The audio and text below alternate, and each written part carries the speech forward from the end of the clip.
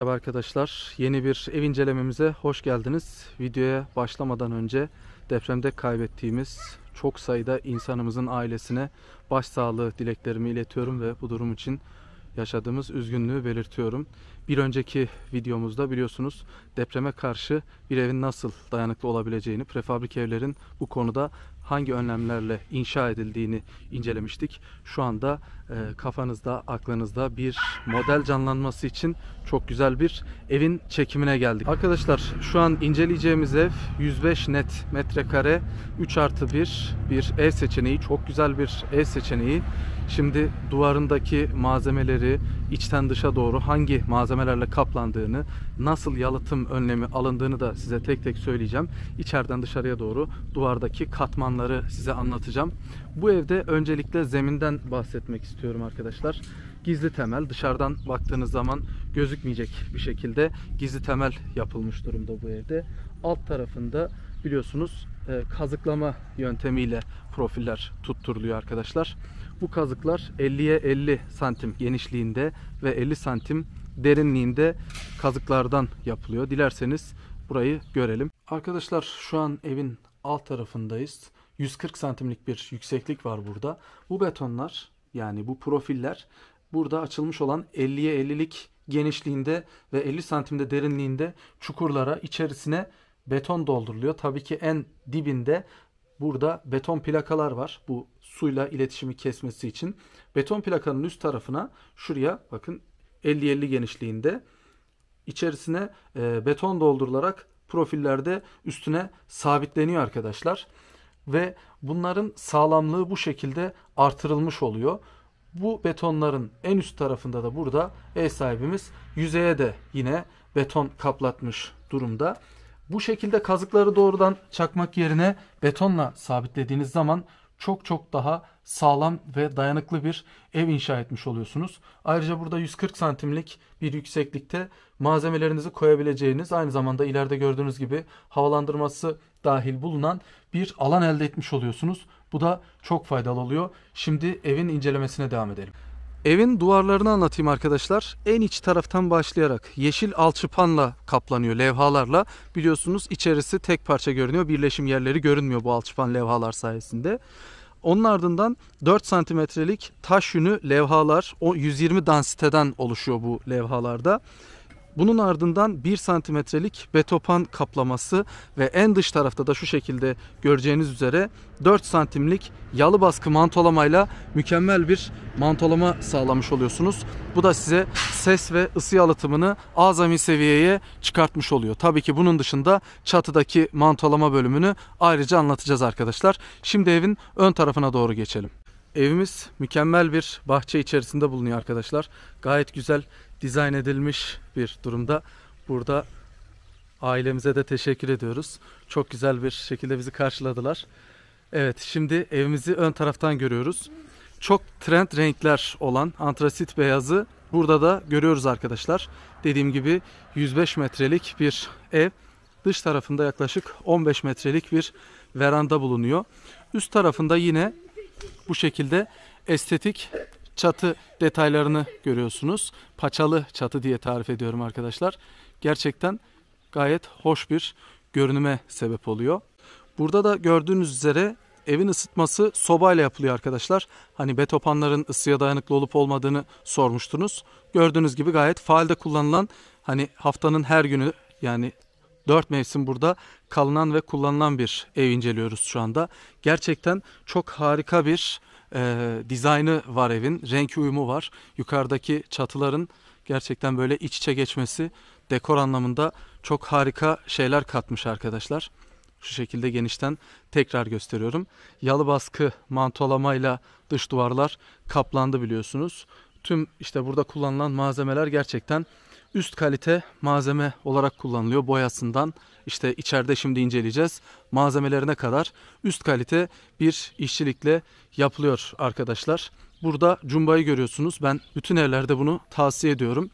Geniş ve yüksek pencereli bu şekilde cumba yaptırdığınız zaman kullanımı çok hoş oluyor arkadaşlar. İçeride otururken de çok tatlı, böyle lezzetli bir ortam size sunuyor. Kahve köşesi şeklinde çok güzel bir ambiyansı oluyor.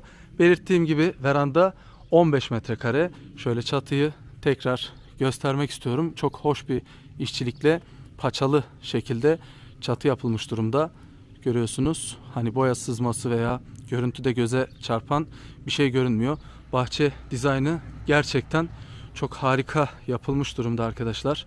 Görebilirsiniz. Her yer çimle kaplanmış. Çeşitli ağaçlarla da burası bezenmiş durumda. Şimdi evi daha yakından görelim. Videoyu kesmiyorum. Doğrudan devam ediyorum arkadaşlar. Bu şekilde de görmek istiyorsunuz çünkü. Gayet güzel ağaçlarla süslenmiş bir ortam. Ancak biz evin detaylarıyla devam edelim. Burada işçilik detaylarını görmenizi istiyorum arkadaşlar. Siz de yaptırırken her türlü detayını lütfen kontrol ederek yaptırın ve tüm malzemelerin detayını isteyin arkadaşlar. Evi bir de şöyle arka taraftan görelim. Belirtmiş olduğum gibi yerden 140 santimetre yüksek yapıldı. Dışarıdan hiçbir şekilde bu temel görünmüyor arkadaşlar. Şu anda evi arkadan görüyoruz. Pimapenlerde karolaj detayları var. Renk ve kaplama detaylarını da bu şekilde inceliyoruz. Evin gövdesini taşıyan profiller arasında çaprazlama dediğimiz bir yöntem kullanılıyor. Bunlar profilleri birbirine bağlayan ve evin tek parça halinde durmasını sağlayan parçalar arkadaşlar. Bu şekilde yaptırdığınız zaman Allah korusun deprem olduğu zaman evin tek parça halinde hareket etmesini sağlıyor ve sarsıntıları en aza indirmiş oluyorsunuz arkadaşlar. Lütfen bu detayı da evinizi yaptırırken atlamayın. Evin şu an diğer tarafındayız. Burada da yine mutfak ve diğer bölümlerindeki pencere detaylarını görüyorsunuz. Yavaş yavaş şöyle verandaya doğru geçiyorum arkadaşlar. 15 metrelik gayet geniş bir veranda. Çok zevkli bir şekilde döşenmiş bir ev izleyeceğiz birazdan. Yukarıda şu şekilde led lambaları, evet, verandanın üst tarafına yerleştirilmiş durumda.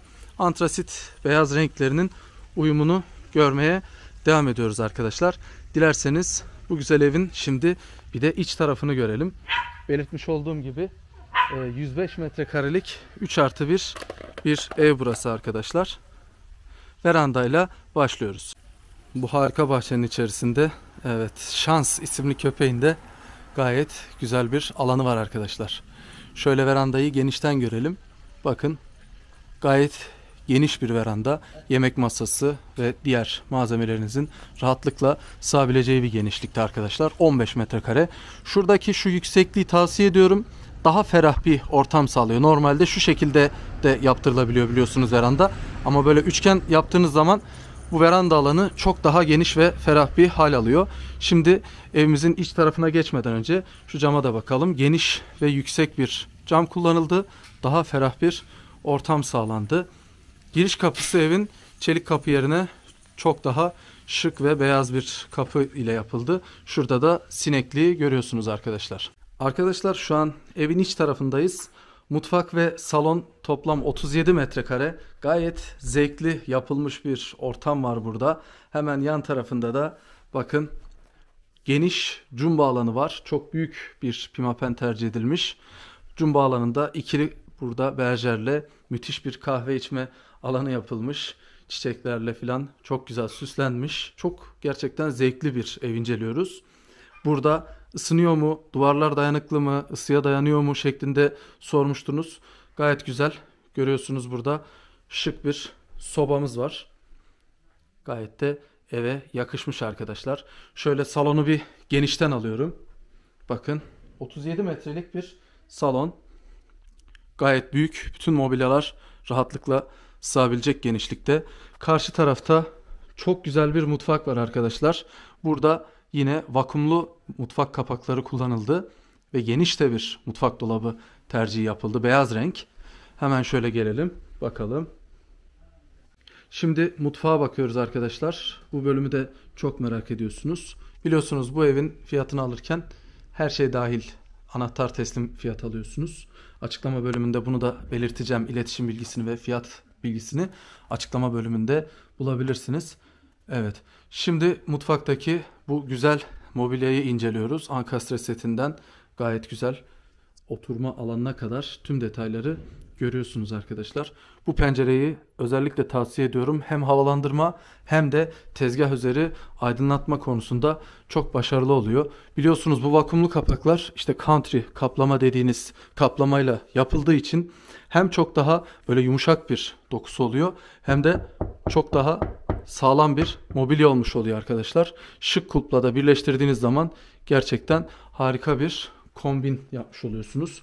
Kapakların büyüklüğü ve genişliği, çekmecelerin derinliği gayet yeterli boyutta. Şu şekilde geriden bir kez daha gösterelim ve evin diğer odalarına geçelim arkadaşlar. Tüm renkler beyaz tercih edildi. Ankastresinden dolaplarına kadar hepsi bu şekilde konumlandırıldı.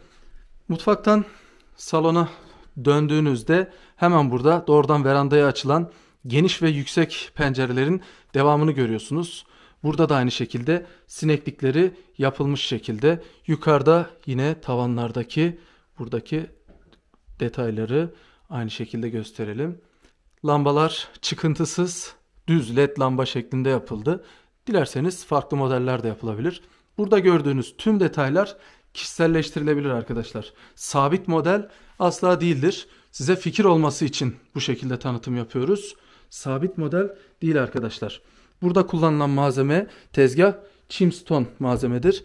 Birinci sınıf tezgah kullanılmıştır arkadaşlar.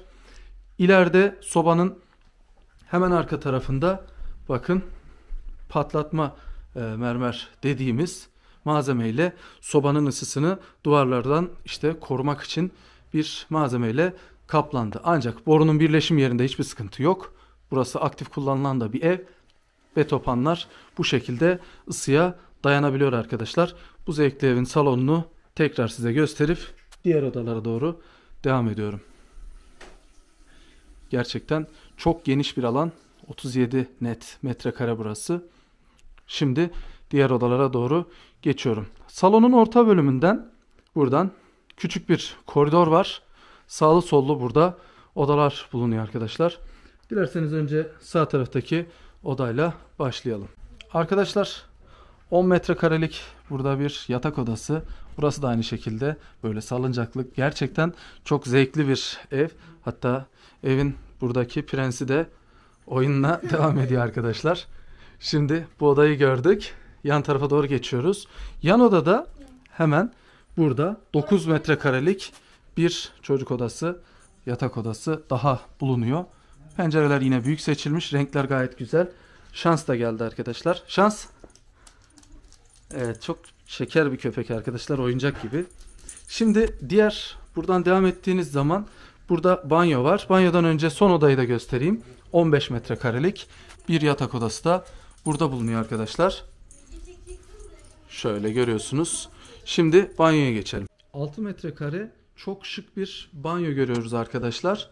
Karşı tarafta bakın siyah renkli camıyla 120'lik bir duşakabin, 120-120. Burada daha önce hiç görmediğim bir kapak modeli. Gerçekten 3 boyutlu, girintili çıkıntılı ve country kaplama, yani vakumlu kapak dediğimiz çok hoş bir dokusu olan, hani daha yumuşak bir dokusu olan çok hoş bir kaplama görüyorsunuz. Antrasit beyaz, dış taraftan evin içindeki bütün detaylarına kadar antrasit beyaz rengin uyumundan bahsedebiliyorsunuz. Zeminden yukarıya kadar gördüğünüz gibi ıslak olan her yer fayanslarla kaplanmış durumda arkadaşlar.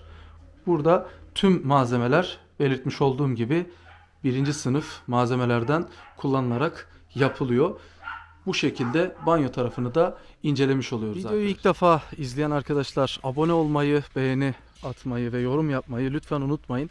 Ev hakkında sorularınız olursa yorum bölümünden yazışabilirsiniz. Aynı zamanda bana kişisel mail adresimden veya Instagram'dan mesaj şeklinde ulaşabilirsiniz arkadaşlar. Fiyat ve iletişim bilgisi açıklama bölümünde mevcut. Kanalda 90'ın üzerinde model mevcut arkadaşlar. Mutlaka beğeneceğiniz bir model olacaktır içerisinden.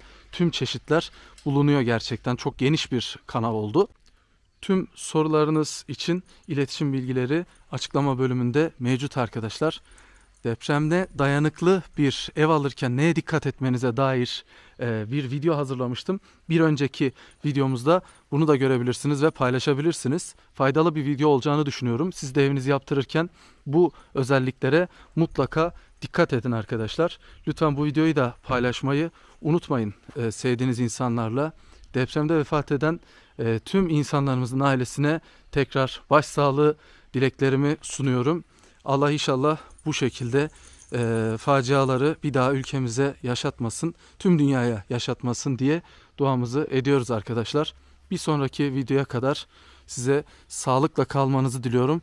Bu güzel evden uğurlar olsun dileklerimizi iletiyorum arkadaşlar. Merhabalar, Emirhan Prefabrik İbrahim Bey ve Elif'ime çok teşekkürlerimi sunuyoruz öncelikle.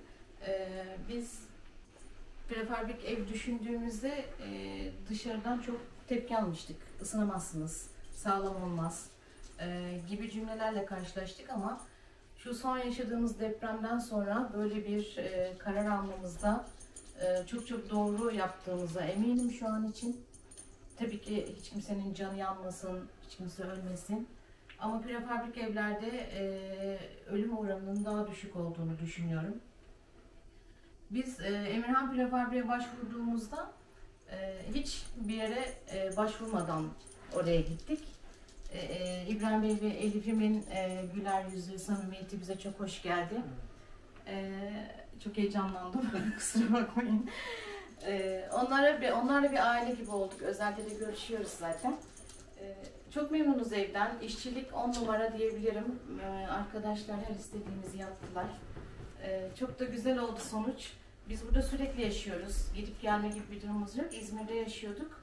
Buraya yerleştik tamamen ikametgah olarak. Çocuklarımız okula buradan gidip geliyorlar. İşçilik olsun, hoşgörü olsun, güler yüz olsun, hepsiyle çok iyi anlaştık. Mustafa abinin de ismini anmadan edemeyeceğim. Her şeyimizle çok ilgilendi. Teşekkür ediyoruz ona da. İyi ki var Emirhan Prefabrik. Evet. Teşekkür ediyoruz. Çok sağ olun. Vermek istediğiniz bir tavsiye var mı? Yani insanlar yaparken neye dikkat etsinler mesela? Öncelikle şeye dikkat edebilirler. Tabanla tavan arasındaki normal betonarme ev gibi tutabilirler. Eğer daha düşük tuttuklarında basık hava yaşanıyor. Ben normal betonarme ebatında istedik biz, daha doğrusu eşimle beraber. O daha bir ferah, daha bir refah yapıyor evi. Ona dikkat edebilirler izleyicilerimiz. Evet, bu şekilde. Biz de ağırladığınız için size çok teşekkür ediyoruz. Nezaketinizin. Çok zevkli bir ev olmuş gerçekten. İnşallah sağlıklı günlerde yaşarsınız.